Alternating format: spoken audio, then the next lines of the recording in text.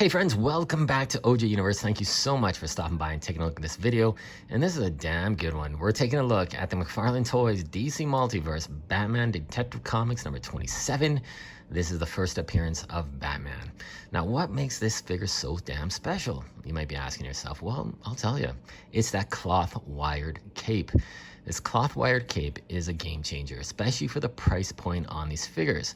You're looking at $26 to $30 Canadian. That's it. Now, most of the import figures, like from Midicon or Mafex, they have cloth wired capes on their DC heroes and Marvel heroes.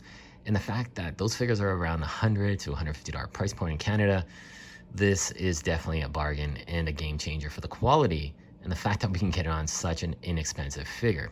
So let's see what we get in the package and the packaging. You got that artwork from Detective Comics number 27, all the way back from May of 1939. And you can see the way the cape is kind of broken down to look like bat wings. I think that's really cool, especially with that line segmentation as well. That looks really good.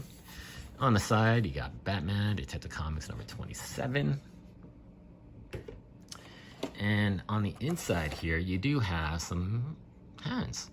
You do have 3 sets of hands, which is nice. Great to have those extra hands, but unfortunately, I don't really care for these hands.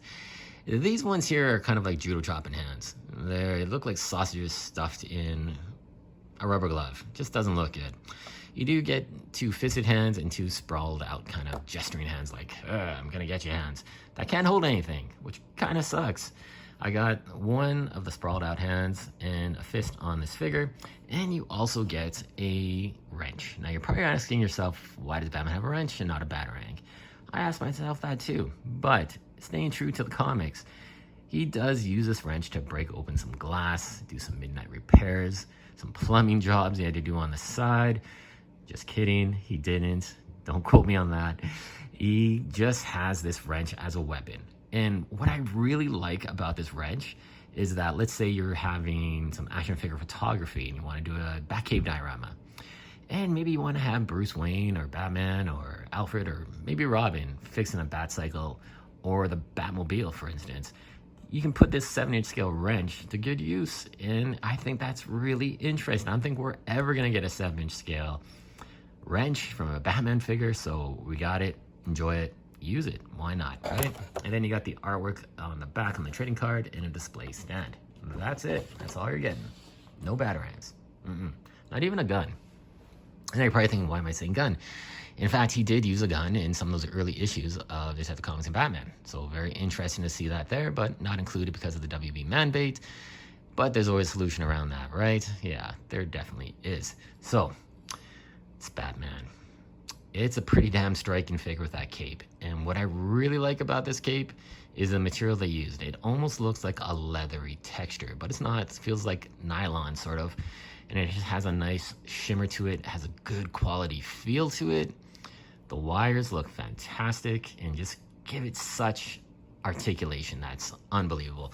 I mean, you could have it, just relaxed gesture down, or you could pull it full out like he's just coming off a roof, coming at you. Like, there's so much you can do with this cape that I think it's just fantastic. I love how you can slap it to one side. You can play around with it and just capture some different looks that this figure can have, and a great time taking photos as well. Now, the other figure that comes with a cloth articulated cape, is the Earth 2 Superman. Definitely check out my review of that and see my opinions and thoughts on that version of Superman. Now, this part could be a bit of a point of contention with certain viewers. The head sculpt, right? It's on that one-piece neck sculpt. A lot of people don't like it. Some people like it. I'm kind of torn in between. I mean, it doesn't break up the sculpt, which is really nice, but it does limit articulation sometimes. Now, this figure particularly, I had to boil and pop the head off because I had no articulation. It was sat way, way, way too low, and I had to boil and pop and kind of readjust it and work it in to get some articulation. And even now that it's kind of cooled off, it is quite stiff, and the articulation is a bit limited, unfortunately. It can look down quite a bit, but you don't have the great side attitude that I like to talk about, but it's not too bad, all right? So let's take a look at his his capsule belt. It's nicely sculpted and detailed and captures that unique look he had. during that early interpretation of the costume. I want to paint it brush gold so bad, and give it a more kind of gritty look to it. But I think if I get another one, I'll do that. But on this one, I do like it's a bright yellow. And we got some thunder going on. Yeah, we got a thunderstorm about to happen any second now. And yeah, it just looks really cool. I love the way it looks and fits into this costume, which is really a simplified bodysuit. There's no texture, there's no modifications, so to speak, by Mcfarlane, that Mcfarlaneization. It just looks like a cool, classic bodysuit that suits this Batman. It has a nice matte finish as well, and it captures the stylization, the fabric wrinkles. Just really impressive body buck. And of course, this is the year 2 Batman body buck. I do have that figure set. It's massive. Bought it on while I was on vacation. I had to mail it back to myself so it wouldn't fit in my luggage. But I'm glad I have it, and I doubt I'll open it because it just looks so damn good in the packaging. I've heard some unfortunate bad stories of the arm breaking off, so I don't want anything like that to happen. It looks great in the package. I got this one. It's pretty much the same body buck, so good to go. Another thing I really like is the point. You gotta have those points when you're making a Batman figure. Unfortunately, that year 2 Batman didn't have that point, and it was just straight cut cross. Don't like that. Love that on this figure. So, really impressive figure. Stylization looks great. The head sculpt is definitely amazing. I would love to pop this off and put on some other Batmans to see if we can get, you know, maybe a long-eared interpretation on certain bodies that are more modern and current to the comics. Very cool. So let's run down articulation real quick. Basic Mcfarlane articulation. Talked about the neck. You do have the spacer joints, so the butterfly hinge. You got the ball joint in the shoulder as well. You got the bicep cut, double joint ratcheted elbows, ball joint at the wrist. And man, look at those fists, eh? Pinkish purple fists. I don't mind it actually. Now the Chase variant, I'm running all over the place, but the Chase variant does have blue, and it does have a blue inlay on the cape. I want that really bad.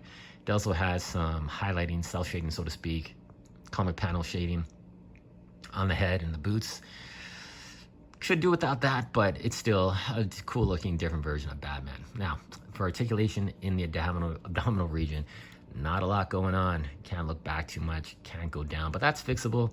The peg is obviously stuck up really high into the chest. You just boy and pop, pull that peg down a little bit, and you're gonna get some amplified articulation in that torso area. You do have a ball joint at the waist, ball joints at the hips, double jointed ratcheted knees, full toe articulation, pivot, everything else going on. But if you notice, the ball joint, it's kind of still there. It's not fully sculpted, so we still got that old kind of style ball joint. But otherwise, this is a phenomenal looking figure. I really enjoy the looks of it. I'm gonna have a lot of fun taking pics and just posing it around. Really impressive Batman. Now let's bring in some other companion pieces to go along with this guy, and that's this guy here. This is a Superman from Earth 2. You got that cloth wired cape. This is like the world finest first appearance, so to speak. And guys, I'm gonna break some bad news to you. Been trying to do toy surgery on this guy, trying to swap out that head, and I'm not having much luck. The skin tones on this guy are very unique. It's not too light, it's not too dark. But unfortunately, if you're putting a Hush Superman head on there, it's not gonna fit in perfectly. You're gonna have to do some repainting. Don't like doing repainting on skin tone and flesh. But I went through about 5-6 Supermans. None of them fit well. Either the head is too small, this neck is very thick, and it just doesn't work out. So for the meantime, figure staying as is. But yeah, these two guys look good together. Wired capes, baby, wired capes, very cool. And then I want to bring in a Joker figure that I think would fit in with this type of Batman. And that's the Three Jokers, the Clown. This is one scary looking Joker. He definitely looks very creepy, would fit into this kind of 30s Batman with that really dark eyeshadowing. Man, it's a creepy looking Joker, but so well sculpted. It looks fantastic. One thing, I never really played around with this figure. I took it out of the package once, kind of put him back in.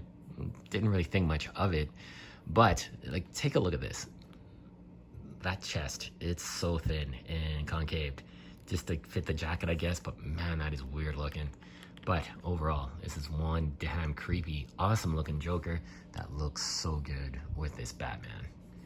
All right, let's bring in some other guys here. Might as well keep going on that Joker Joker trail. We got the Infinite Frontiers Joker, which is one really nice Joker. I like this really stylized Guillaume March style of a Joker. Does it fit in with this one? Yeah, not too bad. Not too bad. But this is a really big Batman body buck, so it's gonna tower over some of these Jokers.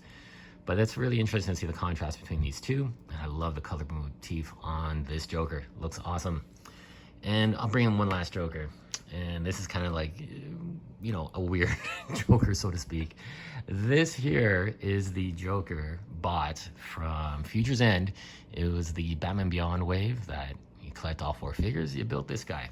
Now, the thing I will say, this figure was very plain.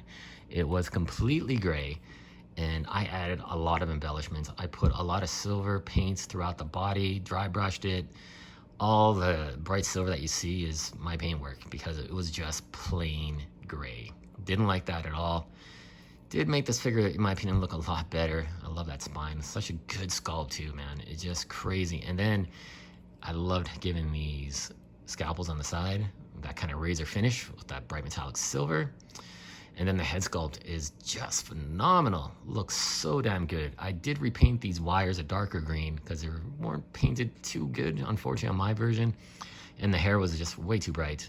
Brought that down, did a little bit of black wash on it, and it looks much better. And then a little bit of dry brush on the side to bring out all this texture detail for that crazy looking dual-headed Batman and Joker. So damn weird, so damn cool. And then the neck here, all this area was painted silver as well. So you can see the build a Joker bot towers over the Batman, which it should. And just to have the contrast of the most futuristic version of Joker against the basic first appearance Batman, I think that looks really neat. Cool contrast. And then we'll bring out a couple more guys here. We got Batman Beyond. I don't think this character or figure gets much love right now in the DC universe, but I love the way that these two guys sit. Terry McGinnis, young kid, young teenager, and these two fit well together. I think this is a great alternative to that teen, young adult body buck that we've used and seen so many times on John Kent, Beast Boy, even Nightwing. I think this would be a good alternative because you still have a lot of muscle, a lot of sculpture definition and everything like that. Would be interesting to see some other kind of younger heroes on this body buck. And one last guy I want to bring in here, and this is that Dawn of Justice Batman that we kind of customized and swapped some stuff up. We put the Arkham City 2.0 head, and then we just painted the trunks black, did a bit of a wash on the belt, brought out some more texture to it. This guy got a cloth cape. No wires, cloth, but if it had a cloth wire cape, whoa, that would look awesome. I think these two guys look really good. This is, like I said, this is a big body buck, so it's gonna stand out from your other figures, but it looks so damn good. All right, so my final thoughts on this figure. Yeah, it's damn nice. It is a definite game changer for Batman. I'd love to see step away from the Hush body buck for a bit, okay, or even the 3 Jokers. Use this body buck for some current, more contemporary Batman figures with this cloth wired cape. We're talking a whole nother level here. This is going to be some amazing Batman figures. Hopefully down the road, we're going to see that probably in 2025. I don't think we're going to see anything in 2024, but maybe fingers crossed. But I think 2025, we'll see some really dynamic Batman and Superman figures using these cloth wired capes, these new body bucks, and it's going to be pretty interesting to see. Hopefully they do a World's Finest 2-pack. I think that would be awesome to see. You never know. All right, guys, thanks so much for watching and staying tuned with this video. I really appreciate all the feedback and comments I've been getting. Thank you for your continued support. It truly means the world to me. Stay tuned for more videos. We got a lot more in the pipeline. Take care, guys, and we'll see you soon.